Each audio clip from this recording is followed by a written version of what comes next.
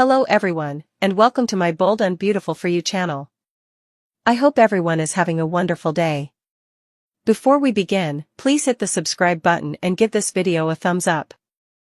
The revelation that Deacon Sharp, a man who has spent decades clawing his way from the underbelly of Los Angeles toward a semblance of respectability and redemption, was the driver who struck and killed Luna Nozawa would not merely be a plot point on The Bold and the Beautiful, it would be a seismic event, a narrative earthquake whose aftershocks would ripple through every family, relationship, and power structure on the canvas, dismantling alliances, forging unholy pacts, and exposing the fragile moral scaffolding upon which so many characters have built their lives.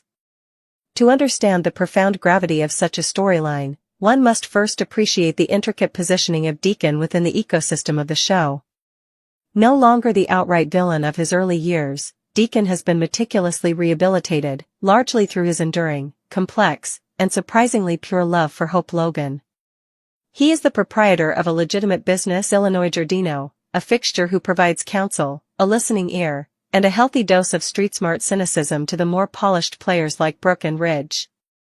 He is the father of Hope, and his relationship with her is the cornerstone of his entire existence, a sacred bond he has fought for, bled for, and reformed for. He is also, crucially, the husband of Sheila Carter, a fact that alone places him perpetually on a knife's edge, tethered to chaos by the one force even his love for Hope cannot fully extinguish. To make Deacon the inadvertent agent of Luna's death is to place a lit match at the intersection of every one of these carefully laid narrative fuses. The script would likely unfold not with a simple confession at the police station, but with a slow, agonizing unraveling, beginning with a scene of Deacon, perhaps at Il Giardino, going about his day, haunted. He would be uncharacteristically quiet, his hands trembling slightly as he polishes a glass, his eyes distant. He might replay fragments of that fateful night, a blurry image of a figure stepping into the road, the sickening thud, the panic that seized him. The audience would see his internal torment before any external accusation is made, aligning us with his perspective, forcing us to witness the agony of a man who has caused a horrific tragedy without malicious intent. This initial phase would be a masterclass in internal conflict, showcasing the stellar abilities of Sean Cannon, who could convey oceans of guilt and fear with a single, haunted glance. The police investigation, led by a dogged Detective Baker, would initially be a background hum, a source of tension for the Forresters and the Logans as they grieve. The news would report a hit and run, no suspects, and the family's fury would be directed at this anonymous, cowardly killer. Hope, in particular, would be a vortex of grief and rage, mourning the sweet, innocent young woman her brother RJ loved, and she would turn to her father for solace, not knowing that the source of her pain is the very man whose shoulder she cries on. These scenes would be almost unbearable to watch, layered with dramatic irony of the most exquisite and painful kind. Deacon, holding his weeping daughter, would offer platitudes about justice and how the monster who did this will be caught, all the while the words feeling like acid on his tongue. His embrace would be both a comfort and a lie, and the audience would feel the physical weight of his deception. The catalyst for the shift from internal dread to external crisis would likely be a piece of evidence, perhaps a traffic camera footage that, while blurry, captures a distinct part of his car, a bumper fragment found at the scene traced to a model he owns, or an eyewitness who remembers a car of that description speeding away. The police would arrive at Il Giardino, and the arrest would be a public spectacle, designed for maximum humiliation and impact. Imagine the scene, a lunch rush, with perhaps Katie, Carter, or even Brooke present. The bell on the door jingles, and Detective Baker enters with uniformed officers. All conversation stops. The detective would approach the bar, his expression grave. "Deacon Sharp? We have a warrant for your arrest. You are being charged in connection with the hit-and-run death of Luna Nozawa." The silence in the restaurant would be deafening, broken only by the clatter of a fork hitting a plate. Brooke would stare in stunned disbelief, Katie would gasp, and Hope, if she were there, would physically recoil as if struck. Deacon's face would cycle through a rapid series of emotions, the initial, gut-wrenching terror of being caught, a fleeting moment of relief that the secret is out, and finally, a profound, soul-crushing shame as he meets his daughter's eyes. He would offer his wrists for the cuffs with a chilling resignation, a silent admission that he knows this moment is his due. The image of Deacon Sharp, the man who fought so hard for a place at the table, being led away in handcuffs from his own establishment, would be an iconic moment for the show, a visual representation of his hard-won redemption being shattered in an instant. The immediate aftermath would fracture the canvas into distinct, warring factions. The most visceral and devastating reaction would, of course, come from Hope. Her world would be bifurcated into a before and after. The father she adored, the man she defended against her mother's well-founded suspicions for years, the rock in her life, is now revealed to be the person who killed her cousin-in-law-to-be and fled the scene. The betrayal would be absolute, a poison that would seep into every happy memory she ever had with him. Her grief for Luna would now be inextricably tangled with a white-hot fury toward Deacon. She would likely scream, she would cry, she would vow to never speak to him again. She would feel complicit, remembering all the times she vouched for him, and the psychological toll would be immense, potentially sending her into a deep depression or a rage-fueled campaign to ensure he receives the maximum sentence. Her marriage to Thomas, already a complex dynamic, would be tested. Thomas, with his own history of monstrous acts and hard-won rehabilitation, might be the only one who could potentially understand the concept of a terrible, unintentional mistake. He might, cautiously, attempt to advocate for context, not to excuse Deacon, but to help Hope navigate the impossible chasm between her love for her father and her hatred for his crime. This would create a fascinating tension, Hope, the perennial beacon of forgiveness, finding herself utterly incapable of granting it, while Thomas, the former villain, becomes the voice of nuanced understanding. Then there is Brooke. For Brooke, this would be the ultimate "I told you so," a vindication that is utterly hollow and heartbreaking. She never fully trusted Deacon, always seeing the ghost of his past indiscretions lurking beneath the surface. She warned Hope repeatedly, and now her worst fears have been realized in the most horrific way imaginable. Yet, Brooke is also a woman of profound compassion, and she would be torn between her maternal instinct to protect Hope from further pain and her own fury at Deacon for devastating her daughter and destroying a young life. Her interactions with Ridge would be charged with this conflict. Ridge, who has never been Deacon's biggest fan, would likely take a hardline, unforgiving stance, seeing it as a clean-cut case of justice needing to be served. He would be a pillar of support for Brooke and Hope, but also a force pushing for Deacon's complete and total ostracization. The Logan family dynamic, always centered on unity in crisis, would be strained as they navigate whether to support Hope's desire for vengeance or to somehow find a path toward processing the unimaginable. On the other side of the divide are the Avents and the Forresters, specifically Poppy, Emily, and RJ. Poppy Nozawa, Luna's mother, would be a whirlwind of raw, untamed grief. Her reaction would be less about legal strategy and more about primal, maternal rage. She would likely appear at the police station or the courthouse, screaming at Deacon, calling him a murderer, her pain a public and terrifying spectacle.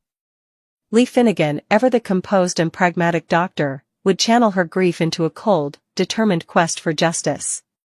She would be in the ear of the district attorney, demanding the harshest possible charges, viewing Deacon not as a complex man who made a mistake, but as a killer who robbed her niece of her future. The conflict between the sisters, Poppy's hysterical grief and Lee's icy fury, would provide two powerful, contrasting faces of loss. And then there is RJ, the love of Luna's life. His heartbreak would be profound. The romantic, artistic soul who found his muse in Luna would have that light extinguished. His anger toward Deacon would be personal and deep. He was building a future with Luna, a future that was annihilated in an instant by his own sister's father. The scenes between RJ and Hope would be particularly potent, as two people who love each other as siblings are torn apart by the actions of their shared connection. Would RJ be able to separate Hope from her father? Or would the mere sight of her become a painful reminder of his loss? And weaving through all of this, like a serpent in the garden, is Sheila Carter. Sheila's reaction to Deacon's arrest would be a fascinating study in her own twisted moral code. She loves Deacon with a possessive, all-consuming fervor. He is her miracle, the one man who saw past her monstrous reputation and loved her. Her primary instinct would be to protect him, but her methods would be pure, unadulterated Sheila. She wouldn't care about Luna, or the Forresters, or the Logans. Her entire world would narrow to freeing Deacon. She might attempt to intimidate witnesses, perhaps the one who came forward, using her signature brand of terror. She could try to tamper with evidence. She might even, in a breathtakingly audacious move, attempt to confess to the crime herself, believing that her history of violence would make the confession plausible and that she could somehow manipulate the system later. This would create an impossible dilemma for Deacon. In prison, facing a long sentence, the offer of freedom at the cost of letting Sheila, the woman he does love in his own way, take the fall, would be a tremendous temptation and a profound moral test. Would he accept a get-out-of-jail-free card forged by Sheila's chaos, thereby indebting himself to her forever and betraying the last shred of his own honor? Or would he refuse, accepting his punishment as atonement, even if it means pushing away the one person fighting for him with feral intensity? This struggle would be the core of his prison storyline, defining what remains of Deacon Sharp after the facade is stripped away. The legal proceedings would provide a structured backdrop for these emotional confrontations. In interrogation rooms, we would see Deacon, stripped of his bravado, finally tell the truth. The script would give him a monologue describing that night. Perhaps he was distracted, arguing on the phone with Sheila, or worried about Hope, or simply tired after a long shift.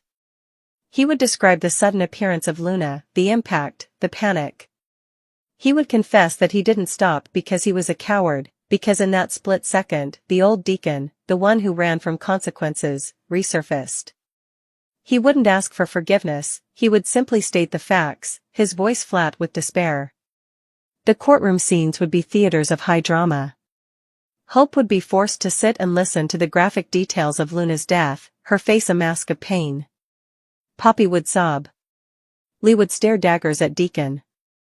And the verdict, whether guilty or through a plea deal, would not provide closure, only a new, painful reality.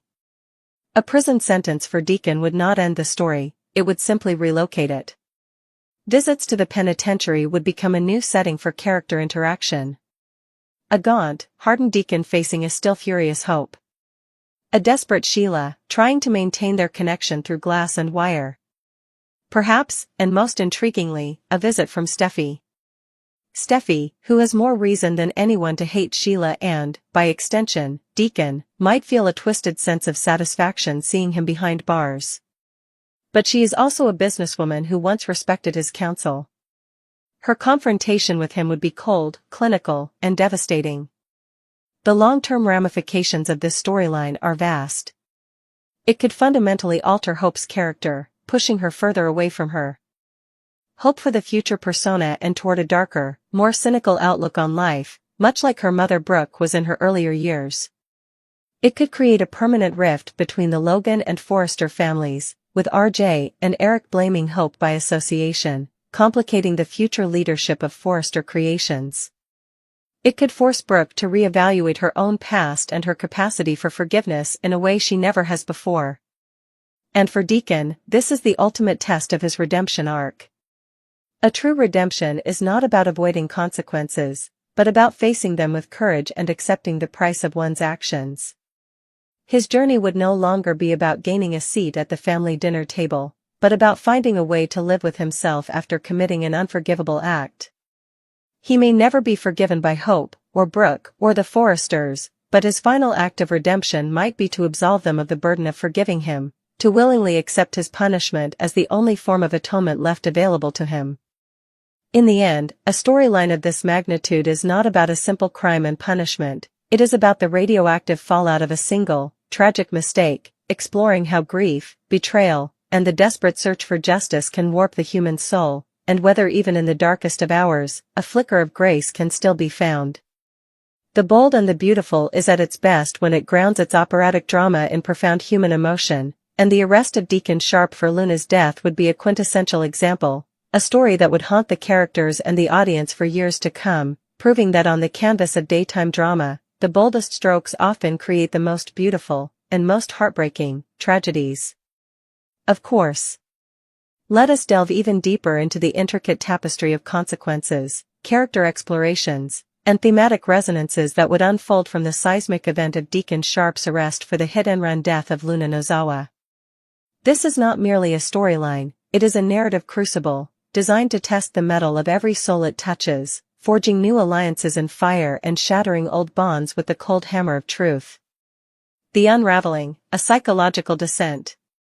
Before a single siren wails, the true horror for Deacon would be the silent, solitary confinement of his own guilt. The script would masterfully employ visual storytelling to illustrate his psychological disintegration.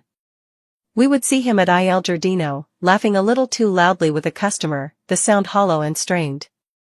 He'd pour a shot of whiskey, his hand trembling so violently the liquid sloshes over the rim, a man who built a life on control losing his grip entirely.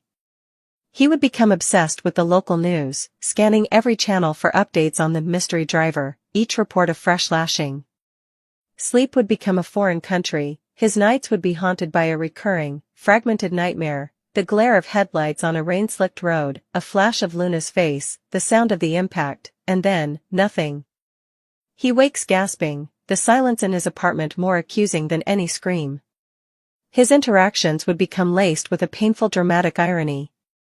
When RJ, hollow-eyed and grieving, comes to the restaurant, seeking solace in a familiar place, he might confide in Deacon, "We're going to find who did this, Deacon. They can't just get away with it." Deacon, forced to meet his gaze, would nod, his voice a gravelly whisper, "No, son. They can't." The words would taste like ash. He would become hypervigilant, flinching at the sound of police sirens, his eyes constantly scanning the streets for any sign of an investigation closing in. This period of sustained dread is crucial, as it aligns the audience with his torment. We are not watching a villain evade justice, we are witnessing a fundamentally flawed but reformed man being slowly eaten alive from the inside by a catastrophic mistake. The arrest, a public and private execution.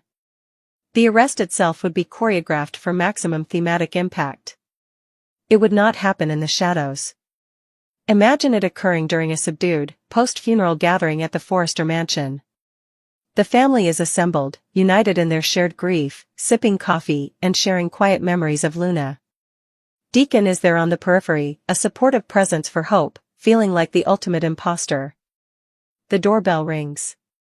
Carter opens the door to reveal Detective Baker and two uniformed officers, their postures rigid and official. The conversation in the room dies instantly. "Deacon Sharp?" Baker's voice cuts through the funereal silence. "We have a warrant for your arrest for the charges of vehicular manslaughter and leaving the scene of an accident resulting in death, in the case of Luna Nozawa." The reaction is not a single gasp, but a collective, suffocating freeze. Brooke's hand flies to her mouth. Ridge's face hardens into a mask of cold fury. Hope's world visibly shatters. She looks from the police to her father, her eyes begging him to deny it, to explain it away. But the look on Deacon's face, a mixture of sheer terror and profound resignation, tells her everything. He doesn't speak. He simply lowers his head and offers his wrists for the handcuffs. The metallic click of the cuffs locking is the loudest sound in the room. As he is let out, he chances one last look at Hope, a look that says, "I'm sorry, and I love you, and I am lost." That image of him being escorted from the opulent, respectable Forrester home, back to the world of criminals and cages he fought so hard to escape, would be one of the most powerful in the show's history. The factions crystallize, alliances of grief and rage. In the aftermath, the characters would polarize with Shakespearean intensity. Hope Logan, the avenging angel, Hope's grief would curdle into a righteous, terrifying fury. This is not the Hope who forgave Thomas for his past transgressions. This is a maternal, protective force who sees her father as having destroyed a precious, innocent life. She would actively participate in the case against him, meeting with the district attorney to provide a character witness, not for the defense, but for the prosecution. She would testify about his past, about his history of instability, about his association with Sheila, painting a picture of a man who was always a time bomb waiting to go off. The most heartbreaking scene would be a prison visitation, where Hope, separated by glass, would unleash her pain.